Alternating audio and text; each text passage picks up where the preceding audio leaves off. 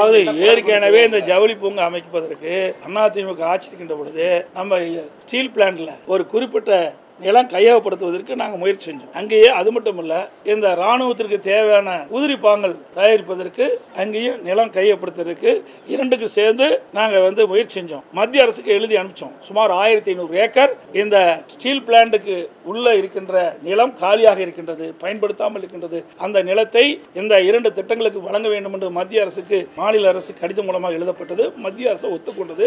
ஏற்கனவே அவர்கள் அந்த கைட்லைன் படி தான் பணம் கட்டி தான் பணம் செலுத்தி தான் அந்த ஸ்டீல் பிளான்ட்டுக்கு தேவை நிலத்தை கையகப்படுத்தினாங்க.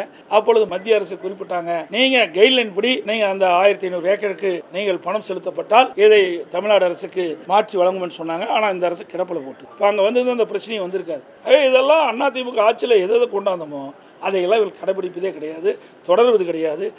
விவசாயிகள் பாதிக்காத அளவிற்கு இந்த திட்டத்தை நிறைவேற்றணும். அதுதான் நாங்கள் ஸ்டீல் பிளான்ட்லேயே ஏற்கனவே 500 ஏக்கர் இடத்தை எடுப்பதற்கு அதிமுக ஆட்சிக்கு முயற்சி செஞ்சது. மத்திய அரசு இசைவு கொடுத்தது, அந்த ஸ்டீல் பிளான்ட்லாம் நாங்கள் கொடுக்கணும். ஆனால் இவர்கள் அதை கண்டுகொள்ளவில்லை. அதனால் விவசாயிகள் இன்னைக்கு போராட்டம் நடத்திட்டு